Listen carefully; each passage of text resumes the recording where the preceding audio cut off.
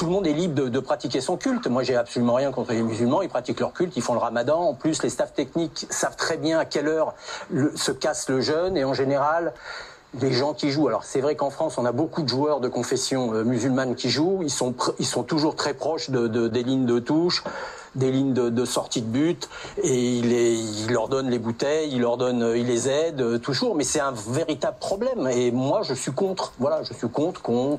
Voilà. Pas d'accord avec ce que dit Gilles. Ben, pas du tout. Gilles, vous n'êtes pas d'accord avec ce que dit Gilles. Non, en fait, même je le prends comme une offense pour tous les musulmans. C'est pour ça que ça me choque. Parce que franchement, en Angleterre, où c'est exemplaire, des joueurs avaient dit, mais c'est très difficile pour nous et tout a évolué. Pourquoi en France ça pose un problème? C'est plus que, à mon avis, c'est plus que rompre un match comme ça, c'est interrompre un match, c'est le rejet de ce qu'est le ramadan, c'est dire aux musulmans finalement vous n'êtes pas les bienvenus. C'est pour ça que je le prends avec cœur. Cette décision elle est pour moi impossible et injustifiable. Paix vous embrasse les gars, c'est Djalik pour l'antidoctrine. Waouh. Ok. Donc comme on vient de le voir, pour cette première partie de l'introduction, ça parle comme d'habitude, on casse du musulman, parce que c'est beaucoup plus facile. Et plutôt que de remettre les vrais soucis, les vrais problèmes sociétals sur la table, on préfère casser du musulman, on préfère dénigrer certaines personnes, certaines ethnies, soit des Noirs, soit des Arabes, soit des Chinois, soit peu importe le type de personne, le type d'humain. C'est beaucoup plus facile de faire ça que de se remettre en question. D'accord? Il est beaucoup plus simple d'être fort avec un faible que d'être fort avec quelqu'un qui a la même mesure de force que vous. C'est exactement ça. Et là, nous nous trouvons aujourd'hui confrontés à un souci de ramadan.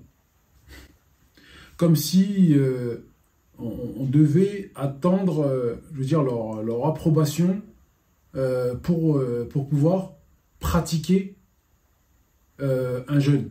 Le jeûne, en fait, on peut le faire n'importe quand dans l'année. On est dans une ère où, encore une fois, c'était écrit, où les personnes, on va dire, qui n'auront aucune connaissance, seront mis sur le devant de la scène. On le voit là dans les TPMP. C'est-à-dire que sur ce type de chaîne, vous pouvez croiser les gens les plus ignobles qui soient. Quand on voit cette personne qui déblatère, on peut écouter. Tout le monde est libre de pratiquer son culte. Moi, j'ai absolument rien contre les musulmans. Ils pratiquent leur culte, ils font le ramadan. En plus, les staffs techniques savent très bien à quelle heure... Qui dit que, soi-disant, il n'a rien contre, entre guillemets, l'islam. Mais on sent, vous savez, on peut parler, mais le corps, les gestes corporels ne mentent pas. Parce que vous pouvez parler, mais en fait, votre langage corporel, lui, ne ment pas. Et lui, on sent que Gilles Favard, on sent que c'est une personne douée d'une très forte réticence à l'islam. Un peu comme Pascal Praud, et toutes les personnes à table, la fille, là, vous allez voir, comment elle s'appelle déjà, elle Excuse-moi, c'est pas grave de dire ça, et je pense que c'est... Géraldine, la fameuse Géraldine, elle, on sent qu'il y a une forte réticence à l'islam, et il y a quelque chose de viscéral en eux. Ça veut dire qu'ils ne peuvent pas supporter le fait que certains joueurs aujourd'hui, c'est-à-dire que quand on parle de joueurs professionnels, ce sont des joueurs qui ont de l'argent. Vous voyez, c'est-à-dire qu'aujourd'hui, ces joueurs-là qui ont, grâce à leur qualité physique et technique, ont réussi de par le sport à sauter une étape sociale. Ça veut dire que grâce à ce qu'ils font, ils ont réussi à devenir riches grâce à ça, grâce à leurs dons. Du coup, lorsqu'ils attaquent, entre guillemets, le ramadan et puis les musulmans, justement, qui pratiquent le football en France, ils s'attaquent directement au portefeuille. Ça veut dire que on se dit, on n'est pas content que ces personnes-là puissent arriver, de par leur biais, de leur talent, arriver à gagner de l'argent. c'est-à-dire à se sortir de la misère, puisqu'on voulait les laisser dans la misère. Et ça veut dire que ça va bien au-delà de ce que la petite Marion Maréchal Le Pen peut venir déblatérer, hein. Ça va bien au-delà de ça. Parce qu'aujourd'hui, en fait, je ne sais pas si vous avez remarqué, hein, d'après ce que disait le Gilles Favard, mais de dire qu'avant, il y avait 3% de musulmans à Bordeaux, je ne sais pas où, là où il allait faire son journalisme, et que maintenant, actuellement, on va dire dans le championnat, il y en a près de 60%, 65%, c'est d'une manière sous-jacente de dire que avant ils étaient pauvres. Bon, on calculait pas trop. Laisse de côté, de toute façon, ils vont pas. Si c'est des entre guillemets des rebeux à la Zidane, c'est bon, il n'y a pas de problème. Mais vu que maintenant les gens qui sont de confession musulmane s'affirment, hein, qu'ils ont réussi de par la sueur de leur front, ça pose un problème parce que finalement ces personnes-là maintenant elles ont de l'argent. Vous voyez, elles ont le capital. Elles ont un capital, et lorsque vous avez un capital, tout le monde sait que vous êtes plus enclin à grandir dans la société. En fait, tant que vous restez en bas, sous la couche de la médiocrité, il n'y a pas de souci. Mais à partir du moment que vous faites par vos efforts, par votre don, vous arrivez à grandir et à briller, parce que qui dit finalement un capital, dit aussi qu'on peut éventuellement financer certaines choses, on peut financer des écoles, on peut s'améliorer de manière complète. On peut s'améliorer soi, on peut aussi améliorer notre entourage. Et c'est de ça qu'ils ont peur.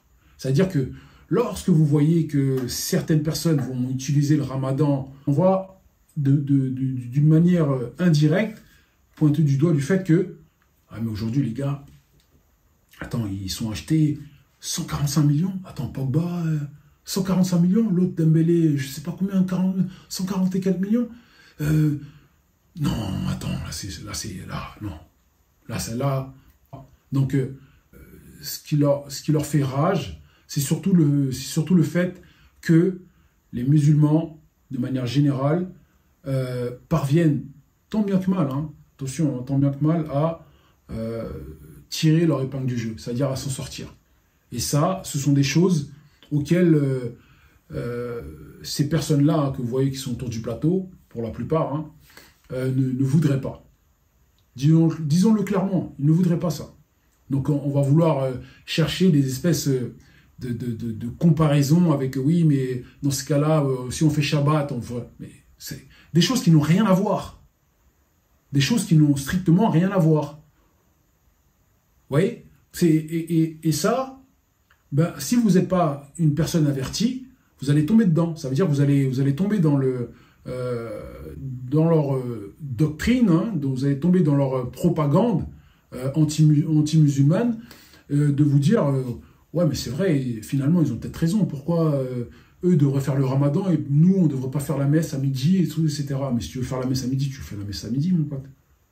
D'accord? Parce que je vous rappelle une chose, en tant que croyant, c'est ta foi avant tout. Donc n'allez pas faire, enfin pour les personnes qui voudraient éventuellement trouver une sorte d'excuse à tout, hein, comme par exemple l'équipe de France où Deschamps a dit ouvertement qu'il n'y avait pas de ramadan dans son groupe, et vous voyez des petits Dembélé qui se soumettent à des gens comme ça.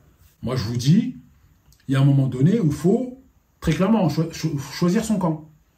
D'accord? Lorsque cette dame aussi, la Géraldine, dit que en Angleterre, ils n'ont pas de problème avec ça, oui, mais t'as vu le décalage sociétal, etc., etc. Non, en Angleterre, ça a toujours été comme ça. Eux, ils sont communautaires, comme aux États-Unis. Ils savent très bien qu'ils ne vont pas vous forcer à devenir anglais. Ils sont anglais, ils sont fiers de l'être. Vous êtes indien, vous êtes fiers de l'être. Vous êtes africain, vous êtes fiers de l'être. Vous êtes du Maghreb, vous êtes fiers de l'être. Vous êtes je sais pas quoi, vous êtes fiers de l'être. Ils s'en foutent, eux. Complètement, les Anglais sont comme ça. Mais sauf qu'en France, on veut nous mettre dans une espèce on veut faire semblant. Voilà, on veut faire semblant. Oui, mais c'est le vivre ensemble. Alors que ce sont totalement des mensonges depuis 98, où on espérait finalement le fameux... comment il disait déjà, c'était quoi vous savez, l'adage qu'il y avait Black, blanc, beurre, c'était ça? Mais au final, ça ne s'est jamais fait. Vous savez pourquoi? Parce que finalement, les élites qui dirigent ce pays ne veulent pas de ça. Sinon, ça se serait su. Il y a bien longtemps que ce soit un Zidane, un Thuram ou je ne sais qui, un Marcel Desailly ou quoi, occuperait des postes beaucoup plus importants que ça. D'accord? Il y a bien longtemps que un Tariq Ramadan occuperait des postes beaucoup plus importants que le poste qu'il occupe actuellement. Parce que ces personnes-là ne veulent simplement pas de nous. Et là, je vais rentrer dans le clair. D'accord? On va rentrer dans le clair et voir aussi de l'autre côté du miroir pour les personnes qui voudraient s'offusquer. Moi, je vais vous dire clairement, il ne faut pas s'offusquer, sachant que si vous êtes un musulman, vous êtes conscient éventuellement que vous vivez dans un pays qui refuse votre foi. Donc à ce moment-là, moi, je pourrais simplement vous conseiller d'éventuellement partir de là. Si vous êtes un joueur français, vous avez évolué en France, éventuellement, vous avez envie de donner de la force à votre club parce que c'est votre club qui vous a permis de vous faire grandir, vous améliorer, tout ça, etc. Vous avez envie de rester ici parce que vous avez aussi de la famille, vous avez certaines attaches. Malheureusement, en France, ça devient de plus en plus compliqué d'allier sa foi avec l'espace que vous avez autour de vous. Très clairement ici, on refute les musulmans. Depuis que je suis petit, j'entends parler de ça. Donc à un moment donné où il faut que sportifs musulmans, soit noirs, rebeux ou blancs, hein, peu importe, hein, que vous soyez conscients que ici, ils ne veulent simplement pas de musulmans. Voilà, ils ne veulent pas de nous, c'est comme ça, donc il faut faire avec. Donc soit éventuellement on change de club, on va dans un club turc, anglais ou même saoudien maintenant, ou allemand, peu importe, hein, comme là-bas ils acceptent beaucoup plus. En Angleterre, à Arsenal d'ailleurs, ils ont même, il y a quelque temps, ouvert une salle de prière pour les joueurs. Donc ce sont des efforts que ici, il faut être conscient qu'ils ne feront jamais. Ils ne feront jamais, je vous le dis, je vous le redis. Que ce soit la présidence, soit Macron, soit même après, par la suite, à quelqu'un d'autre du Parti Socialiste, ce sera pareil. D'accord? Parce que vous aurez les lobbies derrière qui sont ultra puissants, vous aurez les banques qui sont ultra puissants et qui ne veulent pas de musulmans. Parce que le musulman en France représente un danger parce que, tout simplement, pour eux, c'est signe que finalement leur hégémonie pourrait s'arrêter. D'accord? Parce qu'on sait que lorsque vous avez des écoles musulmanes hein, qui réussissent avec des bacs avec mention, où il y a 0% de défaite chez eux, c'est-à-dire que 100% de réussite sur 2-3 années d'affilée, et qu'on finit finalement par fermer cette école-là, vous vous doutez bien qu'il y a un réel problème, un réel souci avec la foi musulmane. Donc, il ne faut pas qu'on soit dupe par rapport à ça, que les Dembélé veuillent se soumettre, courber les chines, c'est leur problème. Mais si vous êtes, vous, un sportif, et que vous ne doutez pas de vous, vous n'avez pas, je vous le redis encore une fois, vous n'avez pas à subir quoi que ce soit d'ici. Vous partez, prenez vos valises, vous partez avec votre famille dans un pays où ils vous accepteront pour ce que vous faites. Point barre. C'est tout. Il n'y a pas d'équipe de France. D'ailleurs, arrêtez de jouer en équipe de France parce que finalement, ça ne veut plus rien dire. Je suis désolé. D'accord ? Je ne vais pas parler pour ceux qui ne sont pas racistes, hein, bien entendu, parce qu'il y en a qui voudraient voir des joueurs noirs, des joueurs rebeux, des joueurs blancs, tout ça évoluer ensemble. Ça, je le sais.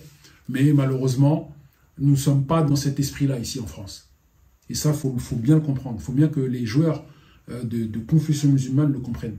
Il faut arrêter de jouer en équipe de France. Certains qui veulent encore continuer avec l'équipe de France, continuer. Mais le jour où il y aura encore des affaires tel Laurent Blanc qui faisait office avec... le jour où il y aura des affaires avec Laurent Blanc qui divulguait des espèces de quotas qu'il y aurait au sein que ce soit dans son équipe ou dans l'équipe de France, tout ça, etc. Où on voudra peut-être voilà, passer outre parce que vous êtes de telle région du monde. Voilà, il ne faudra pas vous plaindre. Vous voyez, lorsque vous laissez une marge à certains humains, ils voudront d'autres choses de vous. Donc aujourd'hui, vous acceptez de ne pas faire le jeûne, alors que ça passe, la foi passe avant tout. Demain, ils vous diront, bah écoutez, il n'y a pas de musulmans qui rentrent en équipe de France, mais là, vous tomberez des nues. Il y a un moment donné, il faut comprendre là où vous êtes, il faut savoir analyser entre les lignes. Et là, en l'occurrence, c'est le cas. Qui arrive à écouter ce que je lui dis franchement, laissez ça, c'est pas grave, ça sert à rien de vouloir, on va dire, tergiverser avec eux.